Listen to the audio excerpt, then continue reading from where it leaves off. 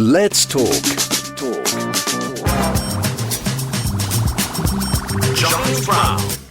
Tojo, the rise and fall of Japan's most controversial World War II general, is the definitive biography of Hideki Tojo, the controversial general who redefined military leadership in Japan before his downfall during World War II. It is the new big book by Peter Mauch, and I'd like to say that Peter joins me live on the line from Sydney now. Peter, good morning from us. Good evening to you. Good evening from me, and yes, I'm really glad to be here. Pleasure's all mine. So, for those who maybe, because obviously, spoiler alert, we're in Europe, so then basically a lot of our understanding will seem to be, gets as far as Normandy, maybe a bit of Italy, Berlin, etc. If you're a Brit, then the Far East is basically, the Eastern Campaigns is basically Singapore, but everything else seems to be kind of over to the US Marines, MacArthur, taking back the Philippines, the campaigns across the islands. So, and we all seem to see the Japanese infantry or Japanese military, and there are so many subdivisions within that, as a sort of faceless enemy, Peter. So what's your starting point on this one? So I guess my starting point, well, okay, maybe let's use that idea of a faceless enemy as the starting point, yep. Because I confess when I first started writing this book that maybe in a way Tojo was a little bit faceless to me. I didn't have a real grasp on him, nor in fact did I have a particular grasp on the Japanese army. So I was trained originally as a Japanese naval historian, and the two services, so throughout their existence, did not see eye to eye, and that continues into the post-World War II period, where scholars of either the Army or Navy, if you're a naval historian, you stick with the Navy. If you're a military historian, you stick with the Army, and you don't really cross that dividing line. And so when I first started, back to the point I'm making here, when I first started writing this book, Tojo was very much, in a way, he was faceless to me. So that was my starting point. It didn't take me too long to realize that he, in fact, he's a fascinating figure at so many levels.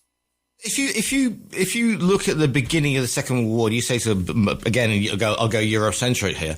You go, when does the Second World War start? And everybody go, okay, first, September 1939, because, Hitler invades Poland, and then it all kicks off in Europe. However, there's a good point to argue that actually the Second World War begins when Japan invades China, 7 years before, and we get Nanking, etc., and it's the Japanese imperialist expansion.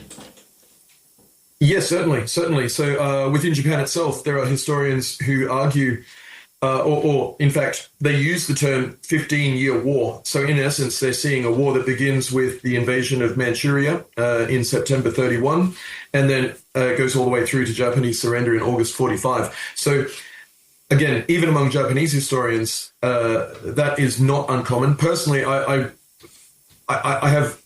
disagree with that concept.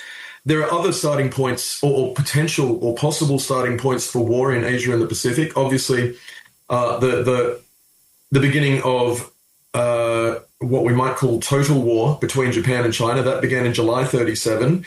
And then, of course, there's the simultaneous Pearl Harbor, Malaya attacks in December 41. So any of those three could plausibly... A case could plausibly be made that any of those three are indeed the starting point of World War II. Right, let's set the scene for what Japan is like, because again, we've got this very two-dimensional view of Japan. I mean, everybody's seen Tora, and it just seems that they go completely bananas, invade Pearl Harbor. Again, this is a Westernocentric view, of course, and the whole of the Japanese population is invested, brainwashed, it's basically, if you like, Starship Troopers, if you like, and the Japanese are playing the inscrutable bleeding bugs that come running across.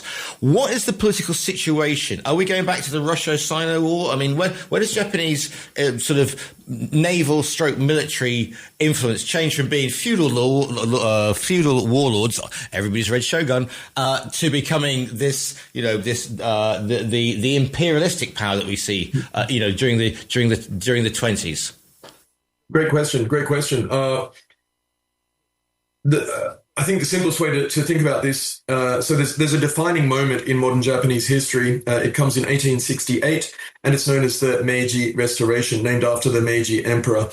That's the point at which the existing feudal political structures in Japan, so including the shogun, the samurai, etc., that's the point at which that comes to an end, and Japan instead, the new imperial government instead establishes an army initially after the French model, but ultimately after the German model, and they also established a navy, and they patterned that very consciously and deliberately after Britain's Royal Navy. So there's your dividing line right there. So that actually takes us back a little bit further than Tojo himself. Nonetheless, his father was an early generation, one of the early Japanese army's finest staff officers. Obviously, brilliant at operational planning and all those things that staff officers might do. And here's the thing, because Japan goes from basically a rural society into a highly mechanized industrial society in a very short space of time. And the best way of doing that is building up military forces, because you make massive leaps into, if you are putting your gross national product into armament and military technology, it expands exponentially. So where does Tojo come from? I mean, you say he's got a military background, but is he from Japan? He's from Kyoto? Give us a little bit about his background then.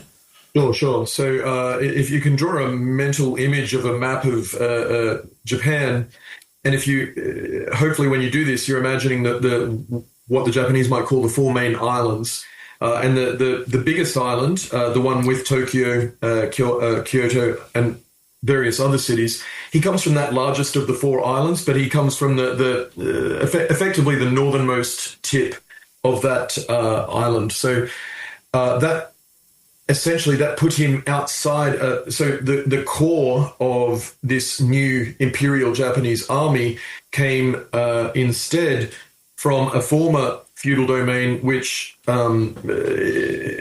effectively was located in and around Hiroshima today. Right. So down at the bottom end of the same island. So in essence, the point that I'm making here, he came in a way. In a way, he was very much an insider. His father was a general of the Japanese army, and yet he was an outsider because he did not belong to this group that basically held all of the key positions, certainly in the early decades, and certainly in the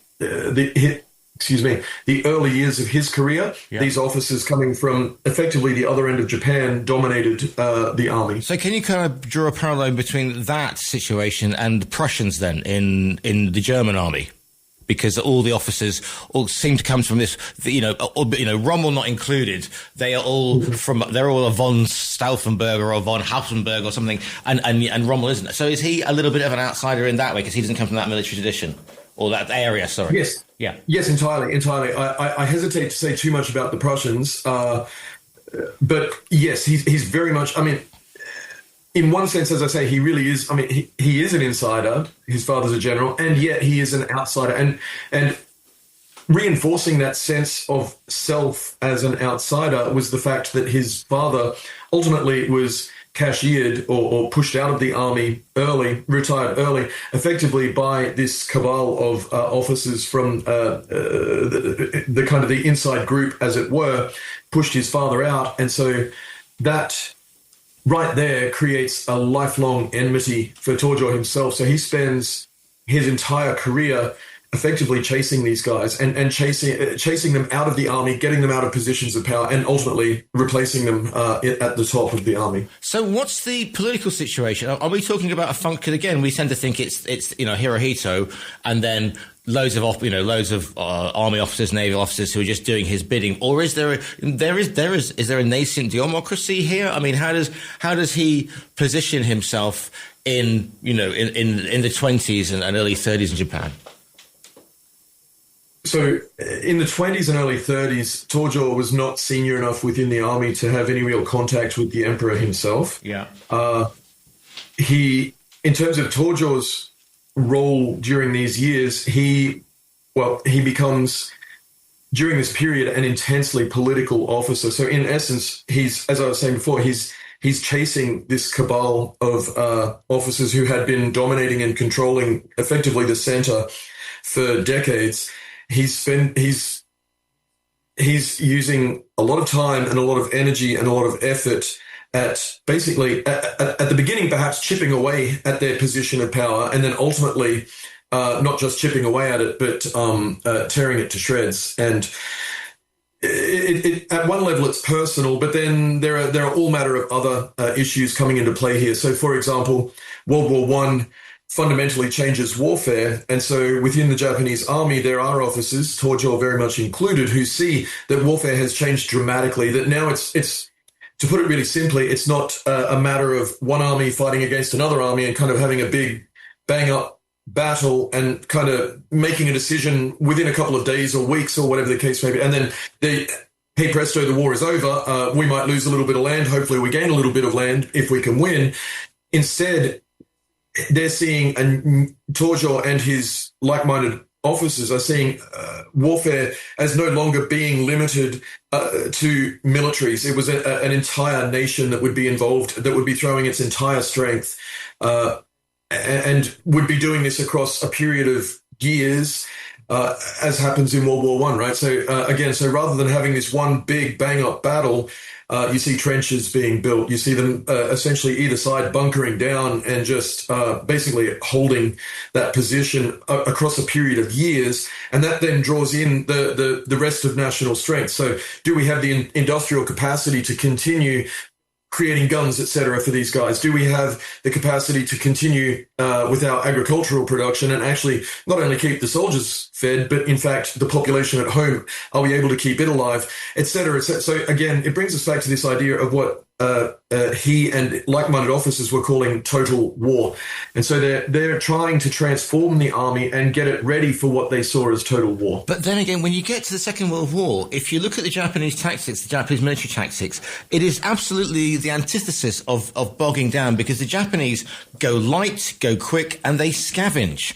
They do not get bothered with long distance, which leads to a tremendous downfall when they get to sort of Malaysia, and they are that close. And this works really well on radio, ladies and gentlemen, but they are literally that close from getting into India with the National Indian Army. But they can't scavenge anymore. They cannot bring up the heavy artillery and the heavy tanks. It's not in their thing because they travel light. And so when they get to somewhere like, a standoff campaign, like the fierce fighting around the Burma campaign, which is being sadly overlooked, but there you go.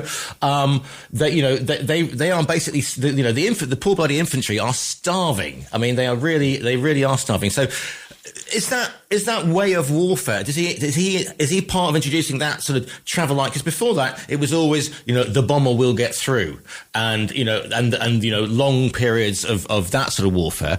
And it's the speed of the Japanese advances which completely bamboozles the Brits in Singapore and basically everywhere else during those hectic couple of years when they just take over everywhere and subjugate them. They don't Most certainly. Such a great question and difficult to answer well, but I'll give it a shot. So okay. The first point I'll make is that Tojo himself was a proponent of what he and others called lightning warfare. So they're talking about blitzkrieg, right? And so in the early days of the war in China, so we're talking after those opening shots around Beijing in July 1937, Tojo leads a campaign across at least what was then called Inner Mongolia. And this is lightning warfare at its dizzying best. These guys are moving fast across the landscape. And so, yes, in a sense, he's very much a proponent of lightning warfare. At the same time, he recognized the likelihood, when Japan ran up against an opponent that was able to withstand said lightning warfare, that at some point that alone was not going to suffice, and that And so we're talking here particularly about, so against the Chinese, he saw this as being entirely plausible and possible. Basically, the Chinese were militarily weak. Yeah. And so therefore he saw the possibility that the Japanese army could just run straight through Chinese defenses. And again, at least in the Inner Mongolian campaign, that proved entirely correct. He overlooked, at least so far as China was concerned, he overlooked the fact that ultimately just the sheer size and scope of the place and the logistics of keeping, like you say, keeping men out in the field fed and armed. And so it just became ultimately too great a task for the Japanese. But so let's just park that thought for a moment and then also think very, very briefly about, let me try again. He also thought about war in particular against the Soviet Union. So far as the Japanese army was concerned, that was enemy number one. And they were always anticipating, right from the Russo-Japanese War onwards, it was Russia / the Soviet Union. These were the guys that the Japanese army was focused on. And so, of course, the Russians / Soviets, they had a capacity that meant, in all likelihood, that lightning warfare wasn't going to work. And here's where you get into a grinding conflict. And so he certainly foresaw that. So far as the United States was concerned, Japanese army officers didn't really think about war against the United States or Britain for that matter. That was the Navy's concern. That was the Navy's responsibility. And so far as effectively war in the Pacific was concerned, he relied overtly on the admirals in the Japanese Navy. So in particular, he's relying on the Navy Chief of Staff and the Navy Minister. So if they say we can do it, then he takes that at face value. That's the Navy's responsibility to fight in the Pacific. And of course, the Navy has also got an awful lot of what we would call soldiers. I mean, we call them Marines, but there is a huge amount of, we call them, Japanese naval. And you think little guys who've been sort of press ganged, pardon the pun, into serving as infantry. But they are actually, the Navy has its own almost combined services thing, and they're actually troops on the ground as well, who are the guys. Mainly the guys who fight so fiercely in when you think about the island hopping and all the Pacific, the miniseries, they tend to be on the main to be Japanese naval troops, don't they? Certainly, yes. And then each service maintained its own air arm as well. Yeah. So yes. What about let's look at the psyche as well, because you talk about a total war. I mean, when we talked about the misconception of a faceless enemy, but they are able to tap into two things. One of them is obviously the imperial bit about the great, make Japan great again, etc., and the imperial ambitions, and the emperor as a divine being. That is okay. You can kind of go with that, but then in the second half, when you get to things like the madness of ramming a battleship into Okinawa as a mobile gun platform, and basically by this point it's a death cult, and with the huge bombing that's going on in Tokyo, the fire bombing before we even get to the atomic bombs, they are also able to, and the whole divine wind, which is obviously we all know about the Mongolia, the kamikaze, etc. But they are. Is he an architect of that? Is he able to tap into that, or because that's the sort of question that because again people will only see the Japanese generals as two-dimensional. So they are, they're bloodlust, they are bloodthirsty, warlords who will have these mad. I mean, you read these reports about campaign. I'll go back to Malaysia about these mad charges at midnight or at dawn. For very little strategic value, but just because there's only one ticket out, as the saying goes. Yeah, terrific question. Again, not the easiest question to answer, but okay, so certainly very, very, very many Japanese at the back end of World War II held Tojo personally responsible for, so you mentioned before, a lot of these suicidal battles on forlorn islands out in the middle of the Pacific, and very, very many Japanese pointed the finger of blame directly at Tojo, and not without reason, frankly. So if we just rewind the clock a little bit and go back to January 1941, he issued what in Japanese is called the Senjinkum, which is effectively a military field manual.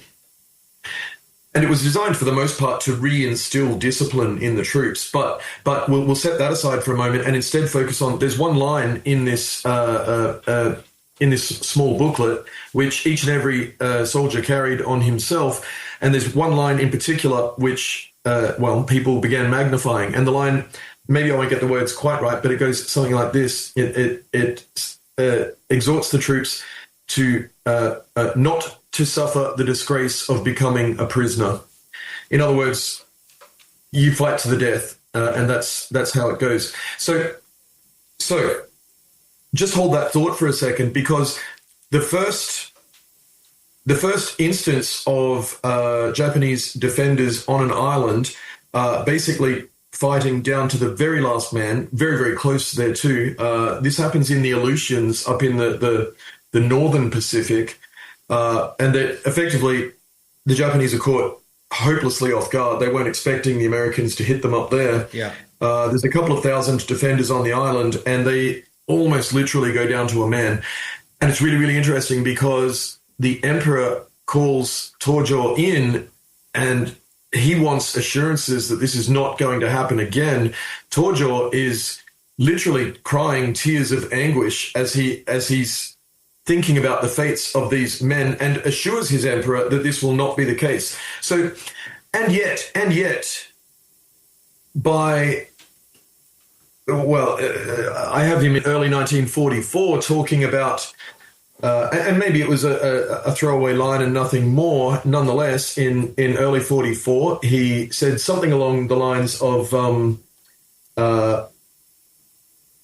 he was speaking about the possibility of victory, even though Japan's torso had already been cut wide open. And so he starts making these strange references which sound a whole lot like a fight to the death. And then if we fast forward a little bit to the end of World War II, even after the atomic attacks, he speaks with both, well, certainly with the army minister at the time, but also the emperor himself.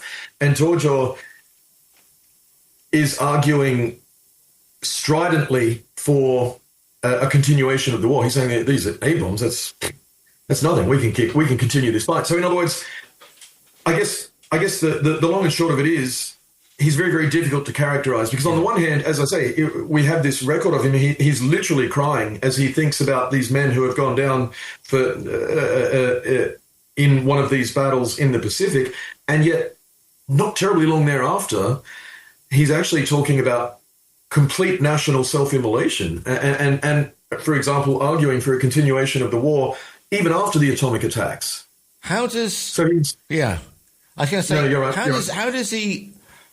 Because, I mean, very much like Berlin, in the final days, Tokyo's got to have that sense. I mean, and the sheer shock of this wonder weapon, as the Germans would call it, that wipes out. I said before, it wipes out Hiroshima, and and thank goodness it didn't get Kyoto, and it wipes out Nagasaki, and then it's all, and the Japanese people hear the voice of the emperor for the first time, which is a huge national, So imagine being a normal Japanese citizen from that. You've got nothing to eat. Your son's been, has sacrificed to the cause. These horrendous firestorms in Tokyo, and then you hear the emperor strike and everything, because you're not getting any news from anywhere else. I mean, how does he, as he knows his numbers up, is it very much a case of, well, it's in my interest, to say, right, we're going to fight to the last man. We're going to go totally Okinawa, on the Japanese mainland? Yeah, that's a great question. In at least one sense, he was concerned for the future of the Japanese army as an institution. And he's on record as speaking of his worry lest Japan surrendered, then the Americans and their allies, obviously including the British, would then hold the Japanese army accountable and would in effect, I'm kind of oversimplifying here, but kind of make the Japanese army the bad guy in all of this. Yeah. And so that really bugged him, and it bothered him because he was worried about, about the future, the post-war future of the Japanese army. You could argue that he was also arguing I mean, he was saving his own skin, because the moment the war was over, it's perfectly apparent that if he does not himself commit suicide, then clearly the Allies are coming after him, and he will find himself in a law court, as in fact, of course, did happen ultimately. How much knowledge? I mean, this is a tricky one. How much? Because and this must have been a tricky. But as somebody in Australia, you mentioned Japanese, and even 80 years later, the wounds are bleeding raw in more ways than they would be perhaps in the UK. How much do you think that he is aware of the atrocities that are happening both in camps, in obviously the subjugation of, Filipino and Korean and anybody else, native women, working in brothels, forced brothels, etc., and the abuses? I mean, can he plead, I'm only obeying orders, or is he pretty much up to his neck in this? To be honest, the extent of his knowledge of, so for example, say a POW camp in Burma somewhere, or something along those lines, I've not seen any evidence that he's receiving reports on any of this. Certainly nothing in any great detail. I'm sure it's almost inconceivable that he would not have at least heard about, say, the rape of Nanjing. I think that he must have heard something. Certainly, well... But presumably that's the brutality, and this is going to sound awful. That's the brutality of war, rather than a systematic. They're not going out to wipe out Koreans, in a quote unquote genocide. It is just, as they see, the spoils of war, the spoils of the victors. You kill the men, you rape enslave the women, and you take everything that's valuable back for the empire. And yet, when on trial for his life, or for war crimes, he was in effect held accountable for two different types of war crimes. So the first were conventional war crimes, and he accepted given that he had sat atop the Japanese military chain of command, he regretted any maltreatment of POWs, for example, and admitted full responsibility on the grounds that he sat atop the military chain of command. So right there, he has signed his own death warrant, in effect, because that is more than enough for him to hang. The second set of war crimes that he was tried for involved what was then the novel crime of leading Japan in a war of criminal aggression, and he rejected that. Rejected that charge fiercely. Peter, we're going to run out of time. I could talk to you until the sun comes up over Sydney. The book is called Tojo, The Rise and Fall of Japan's Most Controversial World War II General. It's by Peter Mauch. Peter, if people want to find you online and say nice things to you, where's the best place to find you on the internet? Oh my goodness! Where is the best place to find me? I don't know. If you Google me, I'm sure you'll find me on my university website. And I am a bit old, so at the very least, you should be able to find my email address. It's not very hard. I am on LinkedIn. I'm more or less silent on social media. You're not doing the Tojo TikTok. I can see it now. That could be a niche. No, that's not really my thing. No. Well, listen, Peter, it's been absolutely an eye-opener to speak to you today. It's a bit of the military history that I wasn't aware of. I said you've managed to put 3 dimensions into 2 dimensions. So thank you for your time today. Listeners, go to our virtual bookstore where you will see a photograph of the front cover. It's called Tojo. It's by Peter Mauch. Peter, it's been an absolute pleasure to speak to you this morning. The pleasure was all mine.